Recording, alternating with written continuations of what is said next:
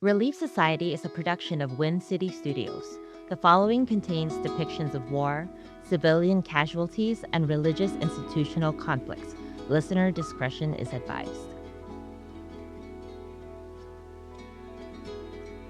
Welcome to Relief Society, the antidote to Mormon housewife hysterics, tradwife subservience, and the rabid partisanship dividing our families, our faith communities, and our civic lives.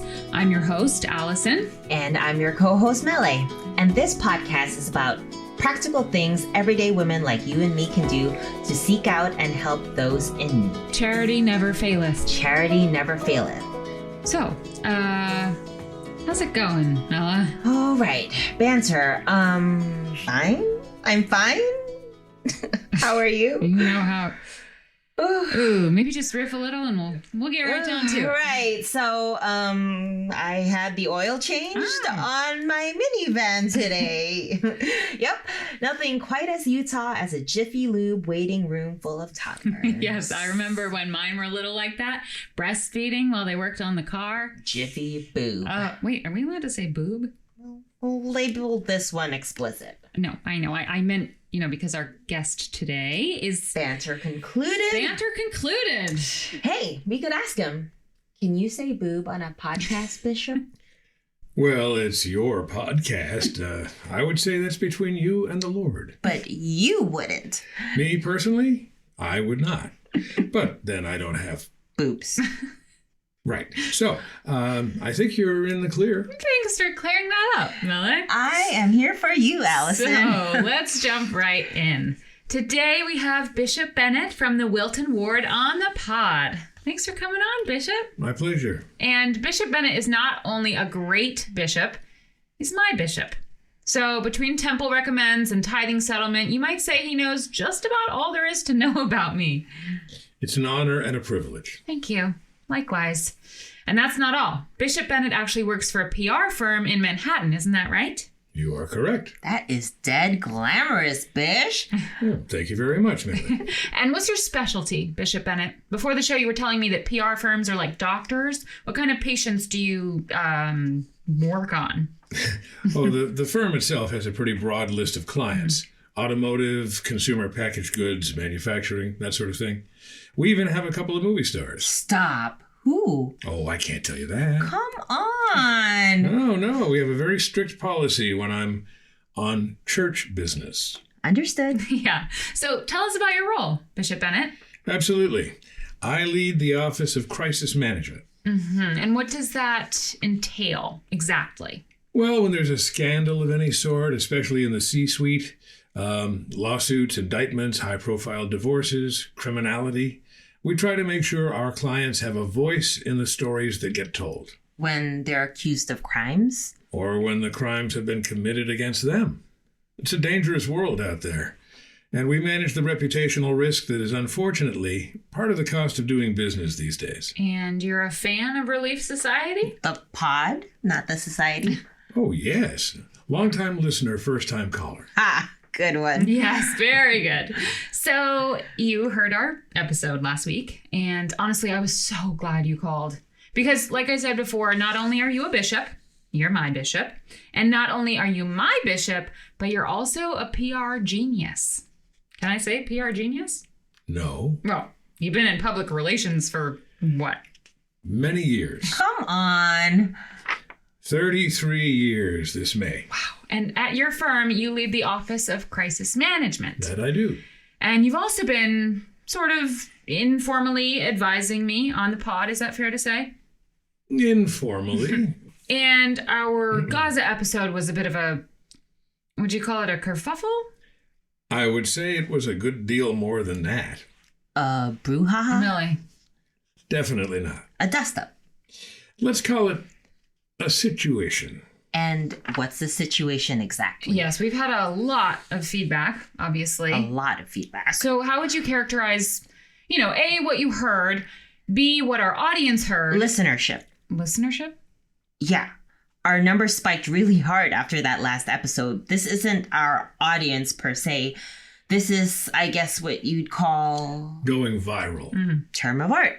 Okay. So B, what our listenership heard, and C, what we ought to do now. Okay.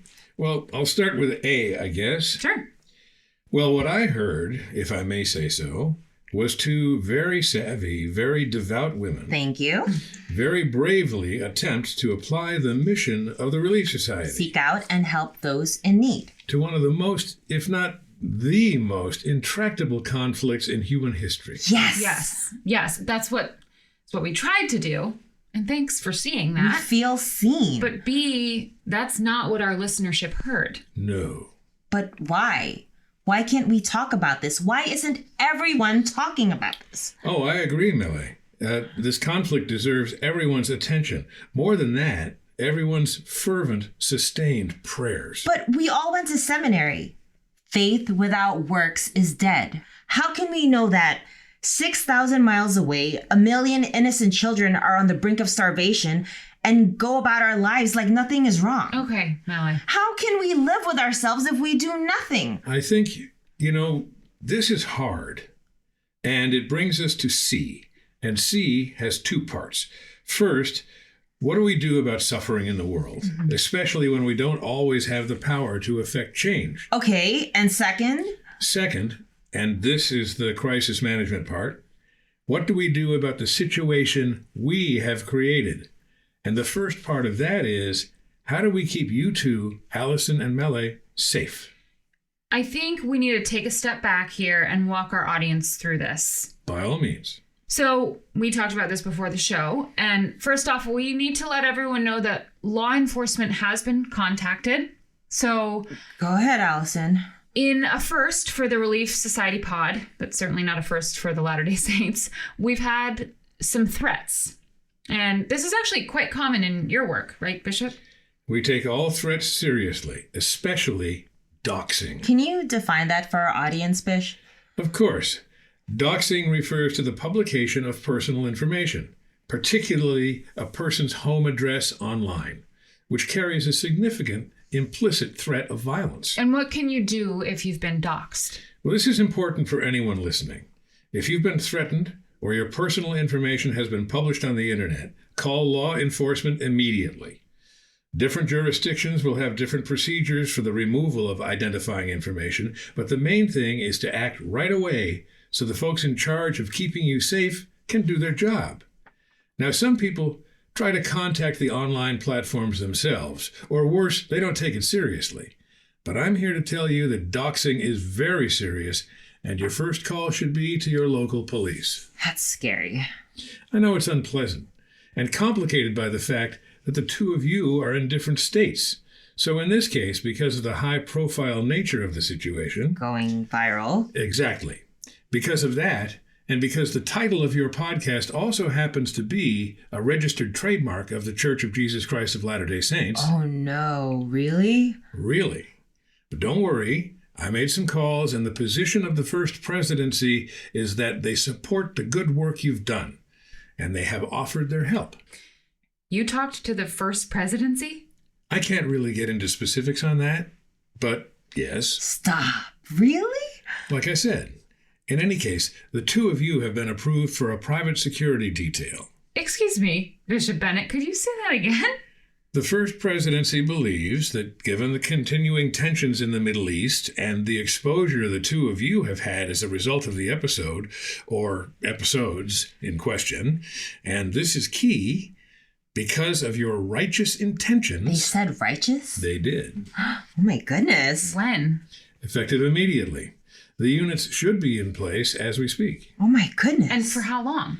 I think we should be careful about prognostications at this point, but suffice it to say, as long as it takes. Oh my goodness. Are you okay, sister? Yes, sorry. I was just so... We were both so... And now to know that we're safe, my kids... We're so grateful. Yes, thank you. That's what I meant to say, was thank you. You're very welcome. Now, we aim to keep you safe, and to that end, the brethren do have conditions. What kind of conditions? One condition, I should have said. They want us to cancel the pod. Oh, no, definitely not. Oh, I'm so sorry to have given you that impression. It's nothing like that. The church would never seek to censor a member. Censor? Definitely not. And especially not members with your level of devotion. Thanks, but I think I hear a big butt coming. Really? Oh my goodness, I didn't mean big butt. It's not, no. I suppose it is a bit of a big butt, if you like. I'm mortified, Bishop. Oh, don't mention So it. what is the butt?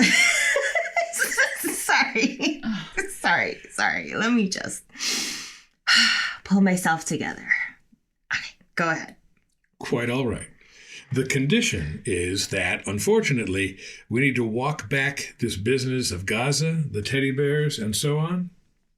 What do you mean walk back? Well, I suppose what they mean is that at least while tensions are high... In the Middle East? Precisely. While tensions are high in the Middle East, they'd like you to agree to leave off any discussion of the Arab-Israeli conflict, particularly as it concerns the recent war in Gaza, and so forth. Leave off? Suspend, cease, curtail. The children's toys in question should be returned or donated to an appropriate charity, perhaps in a less volatile... Less volatile?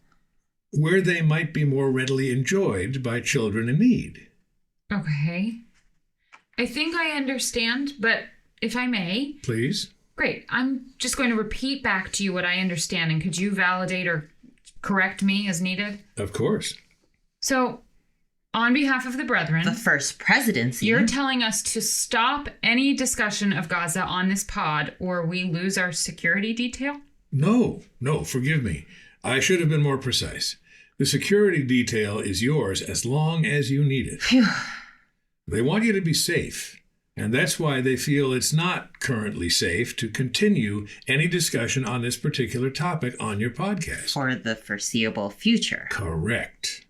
And since the name of your podcast is, as I said, a trademark of the Church of Jesus Christ of the Latter-day Saints... You'll sue for infringement. No. Well, yes, if it came to that. But first, the two of you would be subject to ecclesiastical discipline. What? Oh. They're serious about your safety. So they'd excommunicate us. What? Think of it this way. Your podcast uses for its name a registered trademark of the church. To some, perhaps most listeners, the content on this show is indistinguishable from church doctrine. If this content is seen to endanger yourselves or the church, that would be actionable. Actionable? Cause for excommunication. Withdrawal of your membership, yes.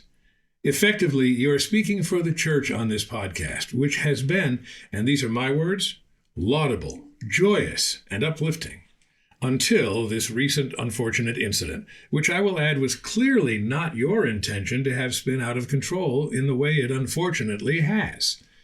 In short, when you speak for the church, it has to be church doctrine. I wish I could say that this was the first time I've been threatened on my show. Is that what this is, Bish? Definitely not. Thank you for allowing me to clarify. The church has your best interest, your safety, and your well-being at heart. We want to forge a path out of this crisis so the two of you can continue to thrive in the covenant. Thrive in the covenant.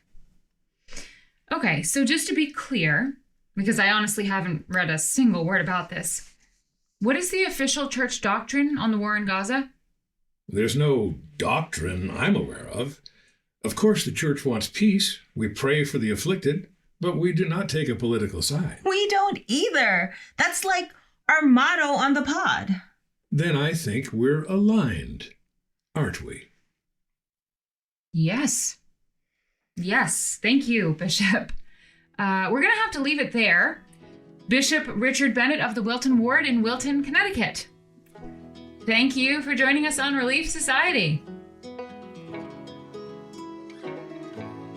Relief Society features Ria Mae Binaoro, Laura Cardona, Caitlin Duffy, Erwin P. Falcon, Will Jeffries, Brandon Meeks, Kumba Siegel, and Yuri Henley Cohn.